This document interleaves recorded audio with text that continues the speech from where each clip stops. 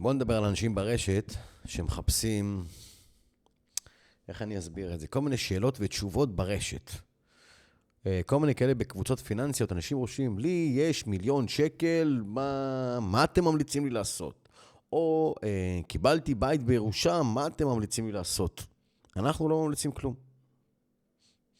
ואם אתם מצפים, אותם האנשים שרושמים את הפוסטים האלה, אם אתם מצפים שמישהו יסביר לכם בכמה מילים מה מומלץ לכם, אז תסלחו לי, אתם כנראה לא משהו מיוחד. כי בסוף כשאני מציע ללקוח שלי מוצר כלשהו, אני צריך להתאים את המוצר ללקוח, ולא את הלקוח למוצר.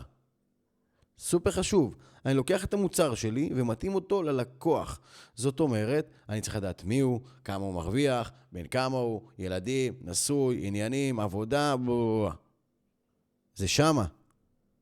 אני לא יכול להציע לכם משהו על סמך 4 מילים שכתבתם, או אני לא מכיר אתכם בכלל. תפסיקו לחפש תשובות ברשת.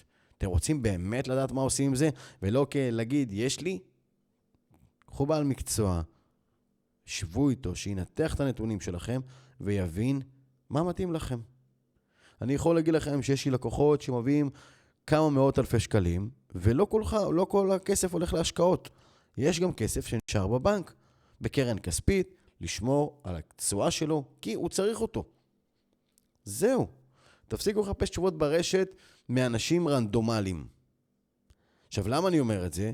לפני כמה ימים מגיע לקוחה, מקשרת אליי, חברים שלי הציעו לי להשקיע בחברה כלשהי, למה? כי הדמי ניהול שם יותר זולים, וזהו. אני אומר לה, אוקיי, בדקת את החברה הזאת? ראית מה היא עשתה ב5, 10, 20 שנה האחרונות? לא. למה הם הציעו לכם? עובדים בתחום? לא. אוקיי, אז? בת כמה? לכמה שנים את צריכה את החיסכון הזה? האם יש מטרה, יש ייעוד לדבר הזה?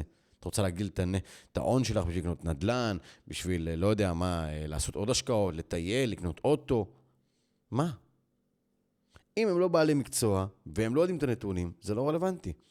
עכשיו, סתם לדוגמה, הבחורה הזאת, החבר'ה שהציעו לה לפתוח בבית השקעות מסוים, זה בית השקעות שהוא ב10 שנים האחרונות, טוב, לא הגזמתי, ב8 שנים האחרונות, מקום אחרון עם תשואות חד ספרתיות. אז אתם ממליצים לה לפתוח דווקא שמה? למה? כי יש להם פרסומות טובות יותר בטלוויזיה? כי מה? לא מצליח להבין את זה. אז אם אתם באמת רוצים לבדוק מי ולמה ואת הנתונים שלכם, תבדקו עם בעל מקצוע. בבקשה, לא בפייסבוק, בכל מיני קבוצות כאלה, זה לא, אי אפשר באמת לתת הצעה או המלצה כלשהי, ואני גם מקווה שאתם לא לוקחים את ההמלצות שמה, כמו כאילו, בשיא הרצינות. זה בסדר לדעת, רגע, לתת לכם אולי איזה כיוון, אבל זהו. בבקשה, אל תעשו את זה. ואני בטוח לא יכול לתת לכם המלצה כזאת או אחרת על פוסט בפייסבוק. בואו נכיר, בואו נדע מי אתם. אל תדאגו, אני אשלם את הקפה.